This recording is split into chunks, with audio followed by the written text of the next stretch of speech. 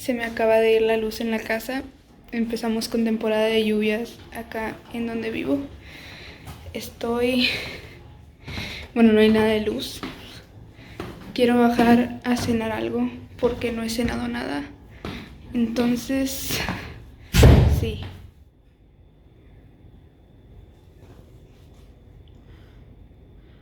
Se acaba de escuchar la puerta, ¿verdad? Se acaba de escuchar la puerta.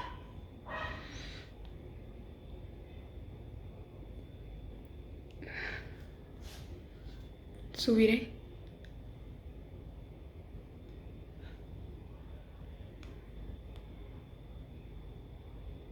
No se ve nada atrás, pero siento como que alguien está atrás.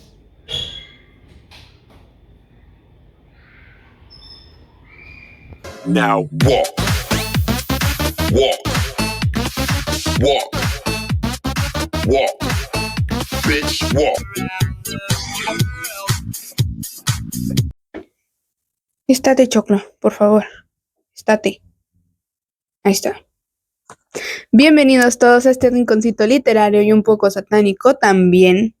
Este es el segundo video de octubre, mi mes favorito del año. Seré sincera, a veces me da miedo que octubre se acabe y mi vecino siga colgado de su ventana, entonces, sí, dejando a un lado mi esquizofrenia. Este tema, al igual que el del video de libros malditos, lo seleccioné con ayuda de mis seguidores en Instagram, donde hice una encuesta sobre qué temas preferían que hablara este octubre.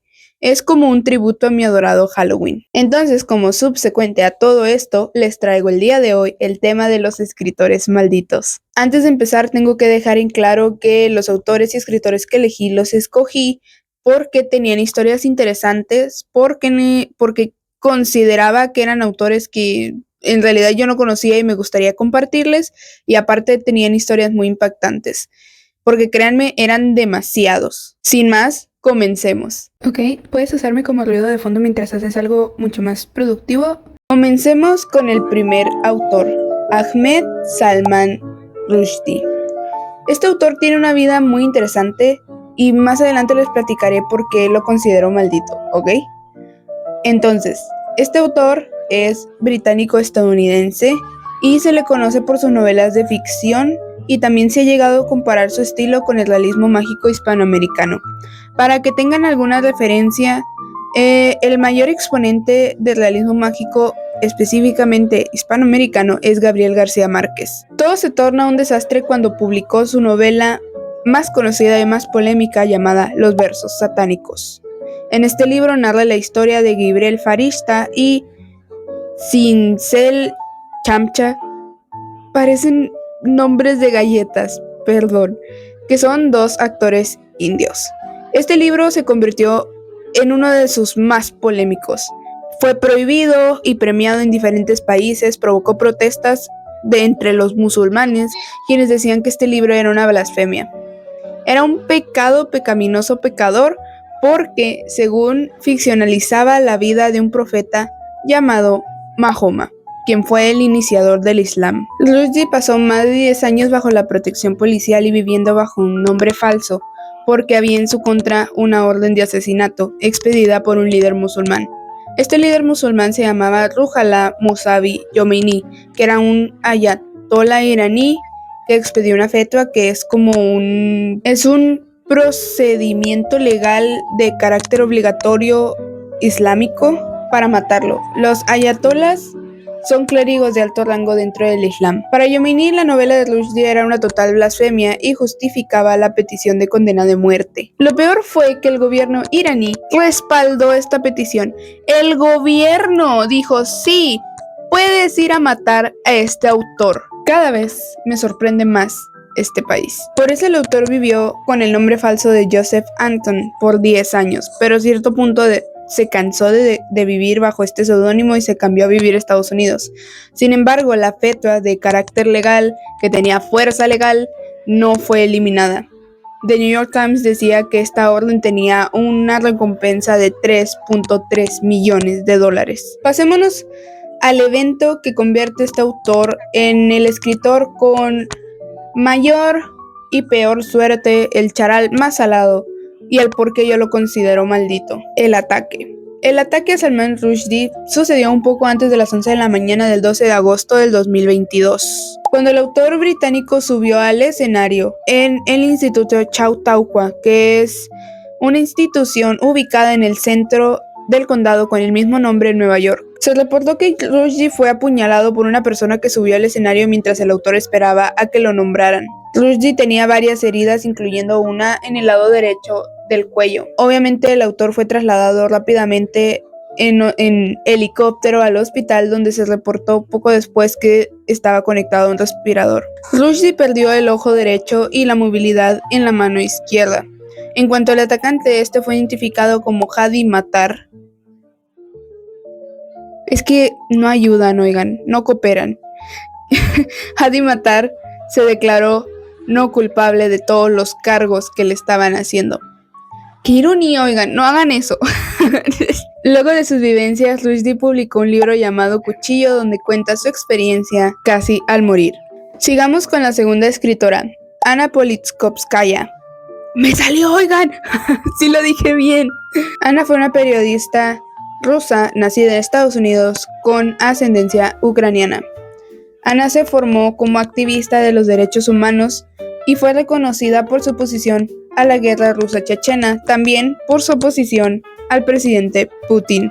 Hay que tener ovarios para ser esa mujer. Ella adquirió notoriedad por sus reportajes en cuanto a la Segunda Guerra Chechena, en donde se reportaron que desaparecieron y amenazaron a diferentes escritores y trabajadores humanitarios. Recibió numerosos premios por sus libros sobre Chechenia, la vida en Rusia y la política de Putin.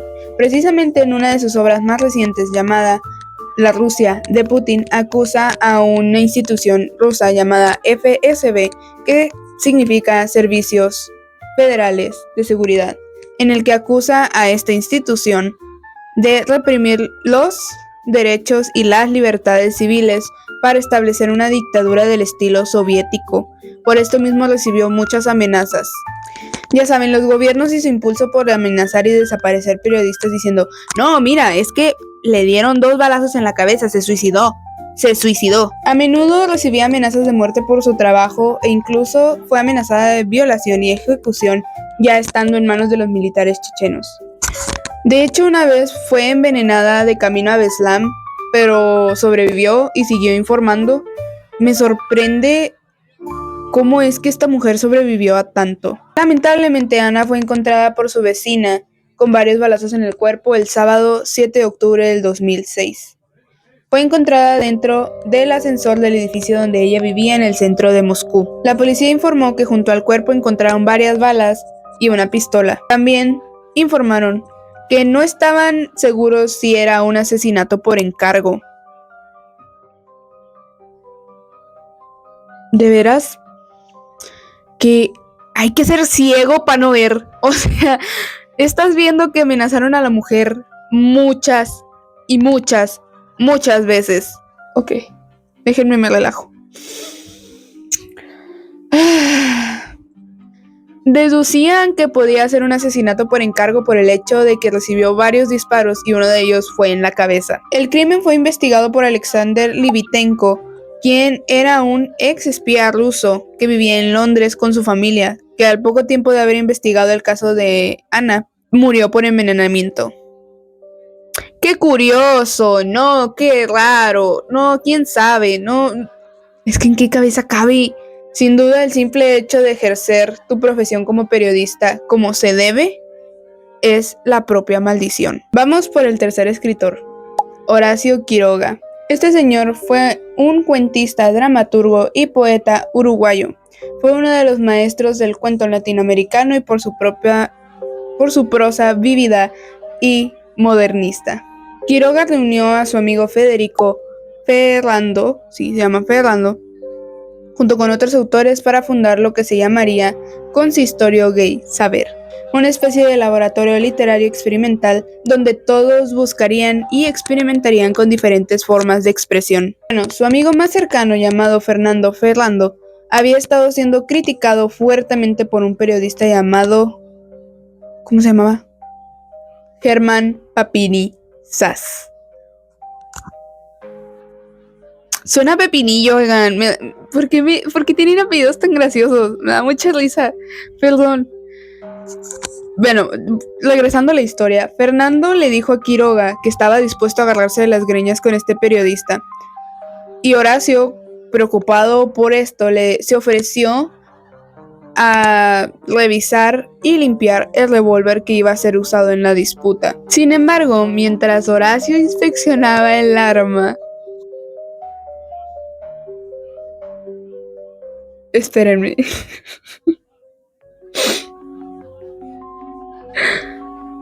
Se le escapó un disparo mientras limpiaba el arma.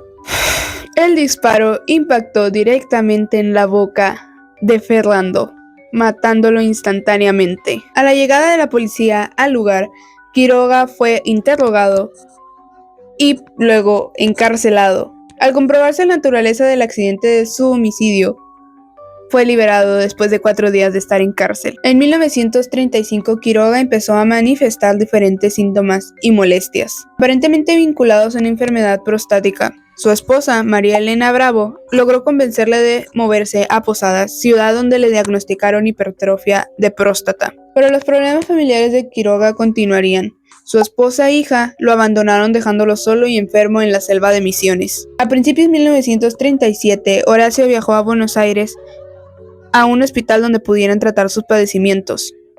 El 18 de febrero de ese mismo año, una junta de médicos le explicó a Horacio la gravedad de su enfermedad. Algo más tarde, Quiroga pidió permiso para salir, se le fue concedido y salió a dar un paseo en donde compró algunas cosas. Aquí les explicaré por qué esto es importante. Desesperado por los sufrimientos presentes y por los que estaban por venir, decidió terminar con su sufrimiento. Horacio confió en, creo que era un enfermero o un médico, o sea, le dijo de que, oye, ya, hasta aquí llegué. Y el enfermero se comprometió a ayudarle. Esa misma madrugada y en presencia de su amigo, decidió tomarse un vaso con cianuro como forma de suicidio. Esto lo mató en pocos minutos. Voy a leerles una frase que creo que dijo el amigo de Horacio. Es una muerte que nace desde dentro y que a pesar de la forma que asume, no es sino la culminación natural de esa vida. Una muerte a la medida del hombre que fue Quiroga.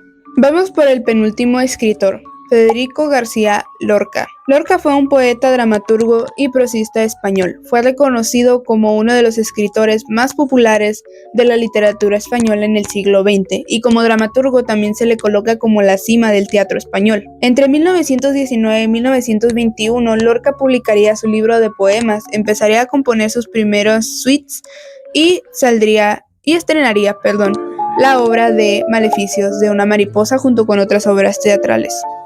De Buenos Aires, García Lorca regresó a España en 1934, donde tuvo un ritmo creativo espectacular. Sin embargo, en este momento, España estaba pasando por una época de violencia e intolerancia. La situación política era insostenible y estaba a nada de estallar la Guerra Civil Española. Pronto su trabajo también se vio involucrado. ¿Por qué será que la prensa amarillista siempre se enfoca en todo menos en lo que es importante? No sé. La revista satírica antirrepublicana llamada Gracia y Justicia se burlaba e insultaba públicamente al poeta en su portada, mientras que en el interior de la revista calificaba sus dramas como blasfemos. ¿Por qué todo tiene que ser pecado? ¿Por qué todo tiene que ser blasfemia? No entiendo. La revista pertenecía a la editorial católica. Bueno, ya entendí. Ya sé por qué. Aludían a su homosexualidad de forma despectiva sin necesidad. Colombia y México, cuyos embajadores preveían que el poeta pudiera ser víctima de algún ataque gracias a su puesto como funcionario de la República, le ofrecieron el exilio, pero Lorca rechazó la oferta. En Granada buscó refugio en la casa de un amigo poeta llamado Luis Rosales. Sin embargo, el 16 de agosto de 1936 se presentó ahí la Guardia Civil para arrestarlo. Acompañaba a los guardias el exdiputado Seda, a quien considero uno de los muchos Judas de esta historia. Este exdiputado había volteado, ¿cómo se dice? Acusado a Lorca frente al gobernador de Granada. Fue trasladado al gobierno civil y después al pueblo de Biznar, donde pasó sus últimas noches en una cárcel improvisada junto con otros detenidos. La fecha exacta de muerte de Federico ha sido un tema de largas polémicas, pero la fecha comúnmente aceptada indica que Federico Lorca fue fusilado a las 4:45 de la madrugada el 18 de agosto. Su cuerpo jamás se recuperó, permanece enterrado en una fosa común anónima cerca de alguno de esos parajes. En mayo del 2012 salió a la luz su última carta, que fue dirigida a su amigo íntimo llamado Juan Ruiz de Lucas. En 2014 se iniciaron procedimientos de localización e identificación de cuerpos en la fosa donde fue enterrado, y dada la negativa de la familia, es improbable que vayan a exhumar el cuerpo. Terminaré esta sección con una frase de este gran escritor. El más terrible de los sentimientos es el sentimiento de la esperanza perdida. Ok, hablemos de la última escritora de esta lista, Teresa Wilms Montt. Esta maravillosa escritora chilena también es conocida como una de las precursoras feministas de la escritura. Tuvo una esmerada educación de acuerdo a los modales de la época, principalmente enfocado en seguir los protocolos de la alta sociedad, que suena medio aburrido, pero Teresa fue más rebelde. Con grandes facilidades para aprender idiomas, aprendió francés, que era el idioma que usaba para escribir en sus diarios. También aprendió inglés, portugués, italiano y un poco de alemán. Políglotas, aguas, Owa. En 1910, a los 17 años de edad, se casó con Gustavo Balmaceda en contra de su familia y del elegido. De este matrimonio resultaron 2 lindas hijas. Sin embargo, los celos y el alcoholismo de su esposo simplemente le trajeron terribles problemas familiares. Entre 1912 y 1915 se inscribiría a la masonería y empezaría a publicar sus primeras obras en la prensa con el seudónimo de Tebal. Todo eso pasó en París. Tras su regreso a Santiago, su esposo descubrió la relación que mantenía con Vicente Balmaceda, que era el primo de Gustavo, o sea, el esposo actual, mi amante ídolo, o Jean, que era como ella se refería a Vicente dentro de sus escritos, que pues al poco tiempo Vicente se convirtió en la inspiración de todos sus escritos. Un tribunal familiar la recluyó el 18 de octubre de 1915 en un convento llamado Preciosa Sangre. Una vez aislada y exiliada del mundo exterior, el 29 de marzo de 1919, Teresa intentaría suicidarse con una sobredosis de morfina, pero quedó en un intento. En 1916, en junio, Vicente Balmaceda, o sea, el amante de Teresa, fue al convento y la ayudó a escapar. Ambos huyeron a Buenos Aires, donde pronto, por su estadía, Teresa empezaría a destacar por su intelectualidad cosmopolita. En 1920, en París, se reencontró con sus hijas después de no haberlas visto por 5 años, pero las niñas tenían que regresar a Chile. Cuando las niñas regresaron, el dolor de una nueva separación la condujo a una grave depresión que pronto la llevaría al suicidio. Teresa falleció el 24 de diciembre de 1921 tras suicidarse con una sobredosis veronal. Tenía 28 años cuando murió. Pronto fue sepultada en un cementerio llamado Pere Lachaise. Años más tarde, una cineasta chilena llamada Tatiana Gaviola filmó una película sobre la vida de la poetisa. Esta se estrenó el 11 de junio de 2009. La neta, qué miedo que te conviertas en un gran escritor y que tus obras de la nada empiecen a ser culpadas tachadas como blasfemias y todas esas cosas. Pero aún que te empiecen a perseguir. Qué horror. Mentiría si dijera que no había demasiados escritores con una vida igual de trágica e interesante como los que estuvieron en esta lista.